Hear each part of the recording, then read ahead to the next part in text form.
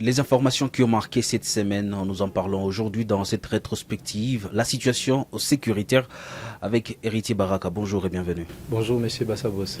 Il sera avec nous en direct de cette rétrospective pour parler des questions d'ordre sécuritaire. Également, nous allons faire un point sur les faits sociaux qui ont marqué cette semaine finissante. Il s'agira donc de Faustine Binja qui sera avec nous. Faustine, bonjour et surtout bienvenue. Bonjour Blaise. Nous parlerons de questions sportives avec notre spécialiste maison Georges Benouima. Bonjour et bienvenue. Bonjour Blaise Bassabos et bonjour à tous les amoureux du sport. Le rassemblement des léopards effectif. Exactement, tous les joueurs ont répondu déjà au premier jour du rassemblement. Je pense que les sélectionneurs nationaux n'auront pas à se plaindre pour ces matchs de ce week-end. Une analyse également dans cette rétrospective. On commence par la situation sécuritaire des violents affrontements opposant les rebelles du 23. La coalition FARDC Ouazalendo sont de nouveau signalés à Bihendo, village situé entre l'agglomération de Mpeti et Pinga. Il s'agit donc de la situation de mercredi de la semaine à plus ou moins 16 km de Pinga Centre en cheval de Walikale et Massissi. Nous sommes dans la province du Nord Kivu. Plus de détails dans ces commentaires des Héritiers Baraka. Selon une source administrative depuis Pinga sous couvert d'anonymat, les rebelles ont débordé les positions des FARDC et Ouazalendo érigées près d'Mpeti pour s'attaquer aux forces royalistes installées au niveau de Bihendo. Depuis 5 heures du matin de ce mercredi 13 novembre 2024, des combats aux armes lourdes et légères se font entendre dans la zone. L'armée royaliste et Ouazalendo tente de repousser les rebelles, a fait savoir cette source sous couvert d'anonymat. Cette dernière précise qu'il n'a qu'à lui signaler Silax et Kalembe Mpeti, alors que des combats sont signalés Silax Mpeti Pinga à Bihendo en quittant Minjenje vers Pinga. Un mouvement de la population fuyant ces affrontements est observé dans le centre de Pinga, une zone secouée aussi par les rebelles d'M23. Rappelons que c'est depuis le mois dernier que l'agglomération de Pinga fait face aux menaces des rebelles d'M23 qui se heurtent à la résistance des FARDC appuyés par les Ouazalendo. Et toujours la même situation, d'abord à Rutshuru, où les rebelles du 23 soutenus par les Rwandais ont, dans un communiqué signé, des nouveaux animateurs locaux dans plusieurs agglomérations du territoire de Rutshuru et Massissi. Il s'agit des chefs des grandes agglomérations dans cette partie de la province du Nord Kivu, en parallèle avec les autorités établies par le gouvernement congolais. Images et commentaires. Il s'agit des chefs des cités adjoints de la cité de Bunagana, Kiwanja, Rubare, Nyamilima, Kibirizi, Nyanzale et Mweso. Selon le M23, le poste de chef des centres correspond aux fonctions autrefois dévolues dans la précédente administration aux délégués du gouverneur au sein des entités concernées. Cette décision qui fait polémique dans le chef de la population et la société civile locale qui s'interroge sur les intentions réelles des rebelles de nommer une administration parallèle avec les autorités congolaises de Kinshasa. Pour l'heure, les autorités du Nord Kivu n'ont pas encore réagi. Dans la partie Grand Nord, ouverture à Kinshasa d'une réunion préliminaire mercredi 13 novembre 2024 du groupe d'experts de FARDC et de l'armée ougandaise. Ces officiers de deux armées qui traquent les terroristes et l'ADF dans l'est de la République démocratique du Congo tablent sur la mise en œuvre des conclusions de la rencontre de chefs d'état-major généraux des armées qui s'est tenue en Ouganda il y a peu. Les détails dans ces explications de la cellule de communication de forces armées de la République démocratique du Congo. Musique, chef d'état-major, force terrestre.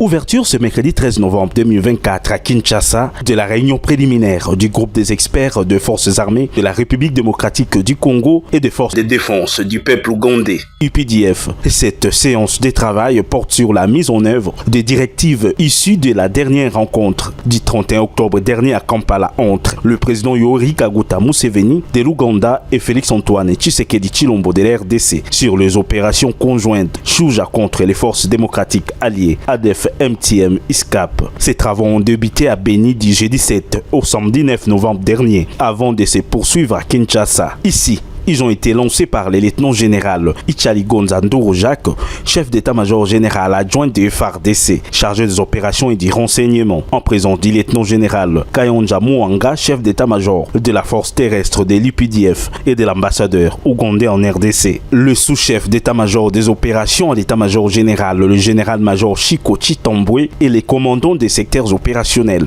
d'Elitouri et Soukola, un Grand Nord, prennent également part à ces travaux. Les conclusions de la dite cérémonies seront présentées au chef d'état-major général de FARDC ce jeudi 14 novembre 2024.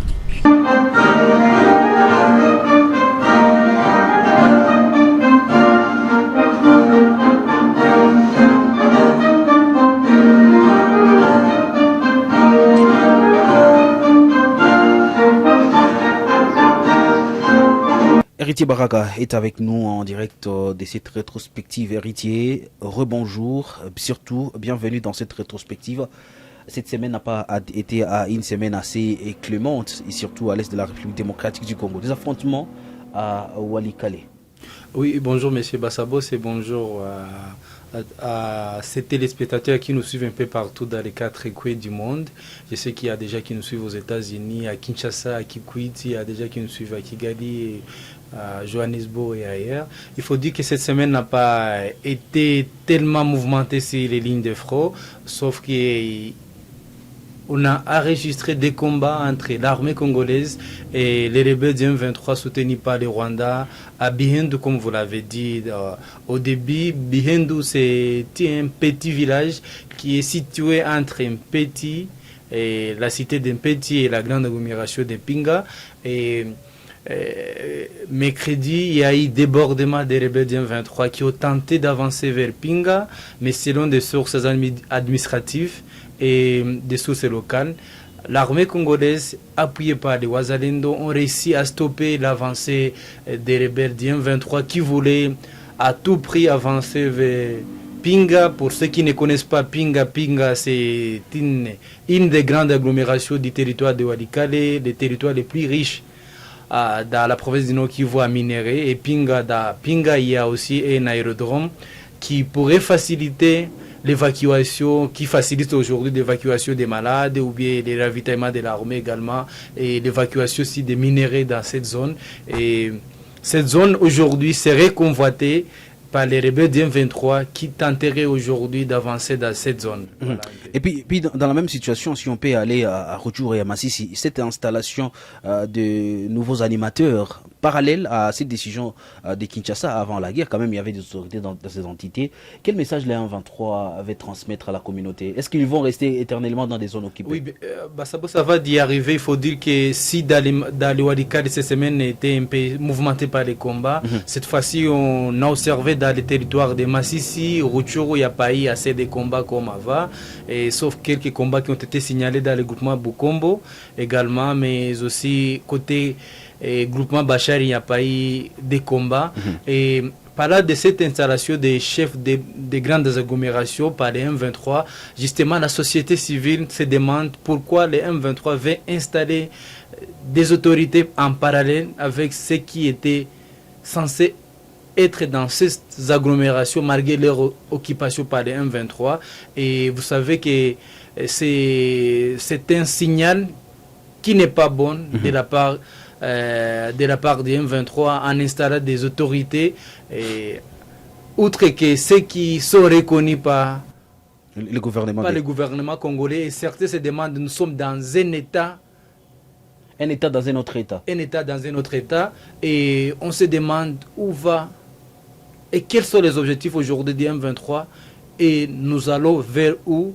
Et jusque-là, il faut dire que les autorités congolaises n'ont pas encore communiqué par rapport à cette situation, parce qu'ils ont installé les chefs de groupement, plutôt les chefs de l'agglomération de Bunagana, une cité frontalière. Ils ont installé Kibirizi, Roubaré, Nyanzale, Moeso.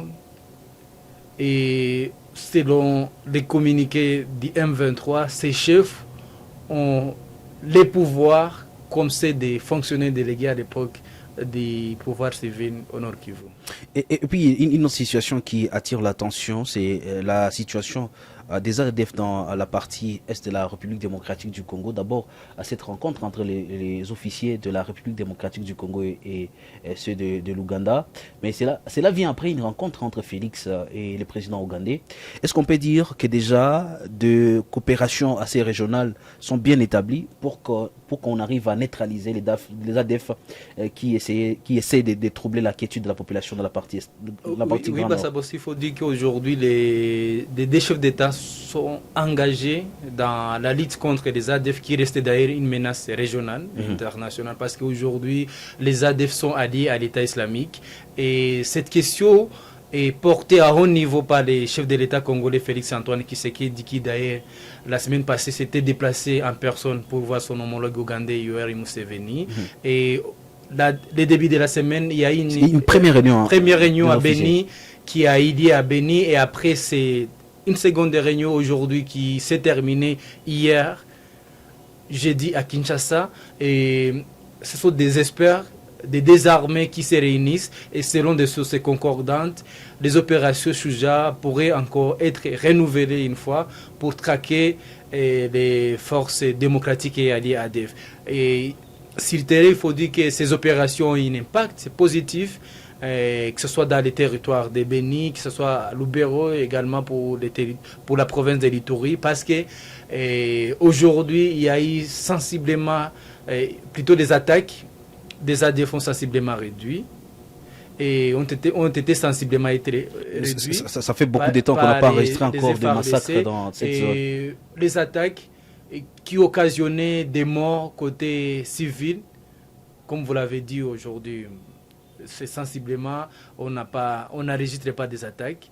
Et on sent un peu une détermination des autorités congolaises à ramener la paix dans cette partie de la RDC. Mais il faut dire qu'aussi les ADF restent toujours une menace pour la population dans cette partie de la RDC, malgré ces opérations. Mais ils sont toujours là dans des forêts. C'est une zone un peu très difficile, mais aujourd'hui, on sait que les UPDF et les FARDC restent engagés côte à côte pour un peu en finir avec les ADF qui ont déjà fait des dizaines de milliers de morts et occasionné un déplacement massif de la population.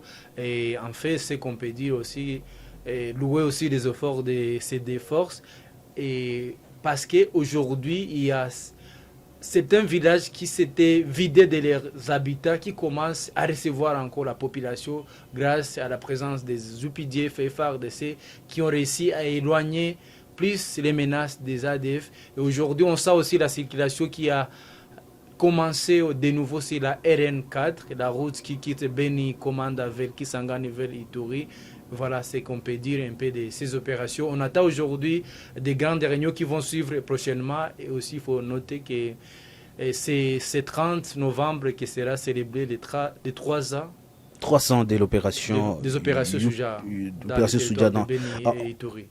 Héritier, on va vous libérer, mais on ne peut pas, en tout cas, finir cette rétrospective sans tout simplement revenir sur les festivals à Mani annulés par l'autorité provinciale. L'autorité revient sur sa décision, la rétropédalage à 80 degrés qui s'observe chez les maires de la ville de Goma. Oui, on ne peut pas dire que c'est rétropédalage à 80 degrés, on peut même aller à 180 degrés. Parce que cette nouvelle qui a suscité un peu de choc, c'était mardi dernier quand le maire a annoncé l'annulation du festival. Pour des raisons sécuritaires. Pour des raisons sécuritaires. Il faut dire que le festival de Amani, c'est l'un des plus grands festivals dans la région des Grands Lacs et qui devrait d'ailleurs recevoir des artistes renommés comme Ferré, il y a Black M qui des Français et des artistes locaux qui en profitent aussi pour vendre les talents. Et le festival d'Amani aussi contribue pour l'entrepreneuriat, pour la plupart des jeunes qui gagnent à partir de ce festival. Le festival d'Amani, comme l'a dit le ministre congolais de la communication, c'est aussi un moyen pour la population congolaise de montrer sa résilience vis-à-vis de la guerre aujourd'hui qui oppose l'armée congolaise et l'M23. L'État de montrer au monde que Goma l'image qu'on a de Goma et l'image qui est sur télé est différente. Et mardi, il y a les maires qui annoncent l'annulation du festival. Et le lendemain, mercredi, dans la nuit, il y a les organisateurs du festival qui complètement désespérés ont annoncé l'annulation du festival. Et c'est ce vendredi qu'on a tous attendu au travers de cette communiqué du maire de la ville qui a annoncé revenir sur sa décision qui autorisa la tenue de ce festival. Mais aujourd'hui, des questions qu'on se demande, ce festival aura lieu quand? On attend une communication des organisateurs. Merci beaucoup, Héritier, d'avoir été avec nous. Merci et nous allons parler d'une autre situation de l'Est de la République démocratique du Congo. C'est également cette manifestation. Une dizaine de personnes, membres de familles de victimes du carnage de la secte Wazalendo du 30 août 2023, étaient donc en sit-in jeudi 14 novembre 2024 dans cette manifestation devant le gouvernorat de la province du Nord Kivu. Les femmes, essentiellement les femmes, exigeaient la poursuite des responsables de la répression sanglante qui avait coûté la vie à plusieurs dizaines de personnes. Faustine Binja a suivi pour nous la situation. Faustine, bienvenue. Oui, merci Blaise. Comme vous l'avez dit exactement, il y a une dizaine de personnes qui ont manifesté devant le gouvernorat de province. Essentiellement des femmes. Oui, essentiellement des femmes et des orphelins de ces groupes mystico-religieux, Messiata Uwezoaneno, dont les membres avaient été tués le 30 août 2023 de l'année passée. Selon Human Rights Watch, il y avait eu une cinquantaine de morts en tout cas, et ça a créé un choc parmi la population de la province du Nord Kivu. Alors, les femmes et les orphelins de ces personnes étaient devant le gouvernorat des provinces pour justement exiger la justice pour les membres de leur famille, mais aussi exiger que les membres de leur famille soient libérés, parce que à part les personnes qui avaient été tuées, il y a aussi des personnes qui sont aujourd'hui arrêtées. Alors, leurs femmes et leurs enfants, leurs orphelins qu'ils avaient laissés, estiment que ces personnes ne méritent pas d'être en prison et les personnes qui les avaient tués méritent aujourd'hui d'être arrêtées. Et il faut bien préciser qu'en octobre dernier, il y avait eu arrestation de quelques membres militaires qui avaient été condamnés à cause de ces faits, mais il n'y a rien en tout cas qui a été fait plus tard pour que la justice soit faite pour ces personnes qui avaient été tuées les 30 août dernier. Est-ce que le gouverneur a reçu le mémorandum de ces femmes? Qu'est-ce qui s'est passé après? Alors, arrivées là-bas, ces femmes ont attendu très longtemps parce que elles avaient prévu d'y arriver à 8 heures. Ils y sont arrivés, elles n'ont pas été reçues, elles ont juste lu le mémorandum et ils sont répartis. On ne sait pas quelle est la réponse que leur donne le gouverneur, vu que le gouverneur n'a pas vraiment parlé de cette affaire-là. Nous allons suivre cette question de près au courant de cette semaine qui va devoir commencer. Merci Faustine Binja d'avoir été avec nous dans cette rétrospective. Je vous remercie Blaise Bassabou. Nous allons parler sport. À présent, les léopards de la République démocratique du Congo se sont rencontrés. C'est le rassemblement de léopards. Et aujourd'hui, nous recevons notre spécialiste maison des questions des sports, Georges Benmima, qui est avec nous en direct de cette rétrospective. Georges, bonjour, bienvenue. On va attaquer avec vous des questions assez chaudes, surtout liées au sport.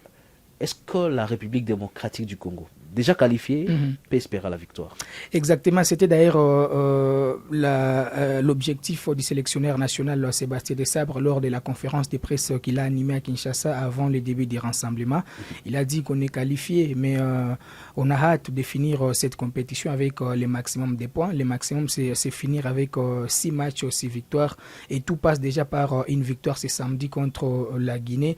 Ce qui est sûr, les Léopards sont bien partis pour s'imposer en déplacement parce que la Guinée va jouer, la Guinée va recevoir la RDC sur un terrain neutre. c'est le stade Alassane Dramane Ouattara de la Côte d'Ivoire, parce que j'avais eu beaucoup de questions déjà qui se demandaient, la RDC va jouer contre la Guinée, mais les matchs se jouent en Côte d'Ivoire, tout simplement parce que la Guinée n'a pas un stade homologué pour acquérir des rencontres. Voilà pourquoi les séries nationales vont jouer les matchs à domicile en déplacement.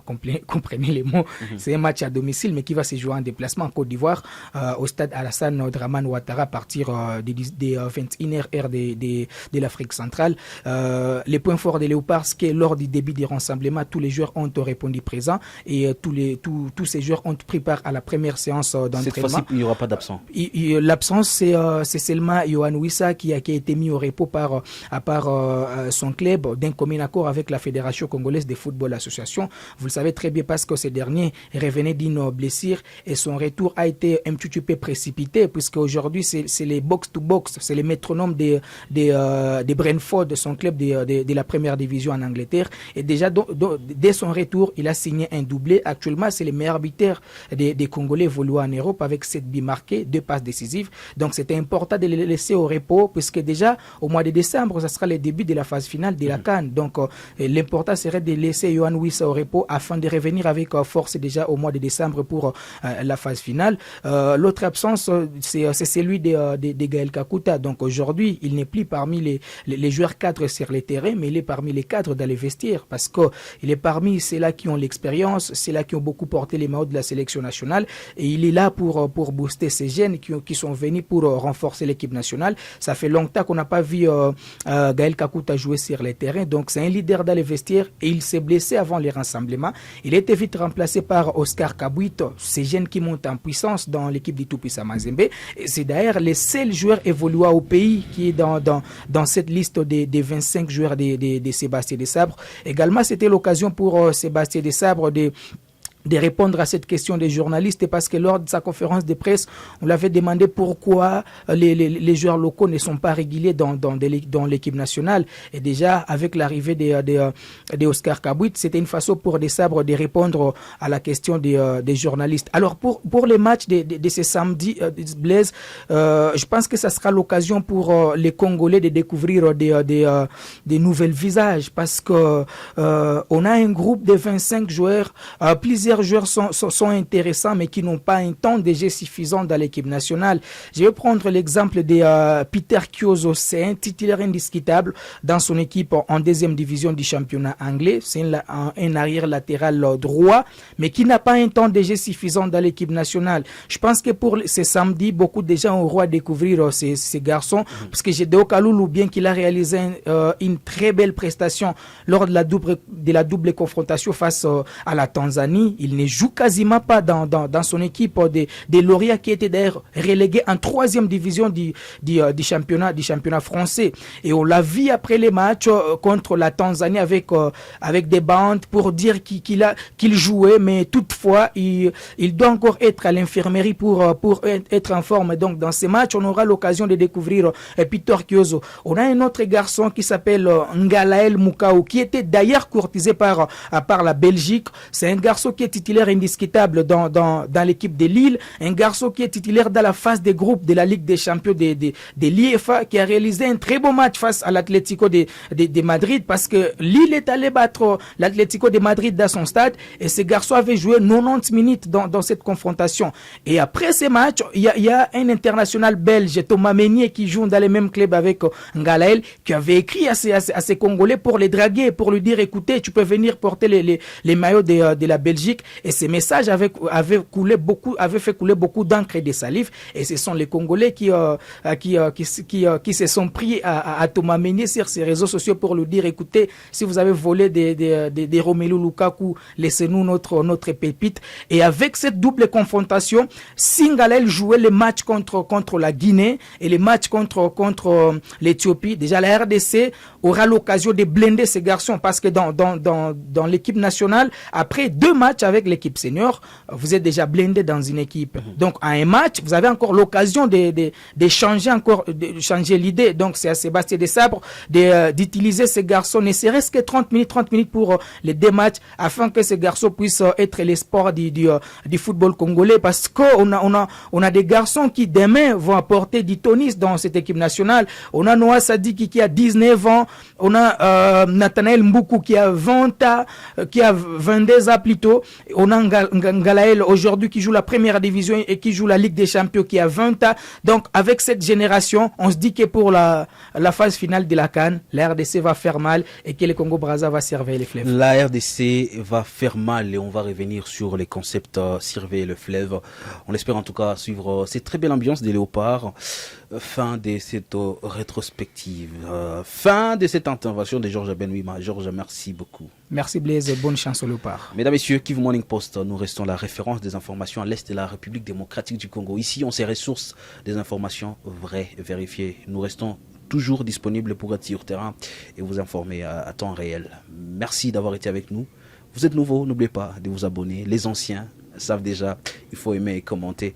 On se retrouve prochainement.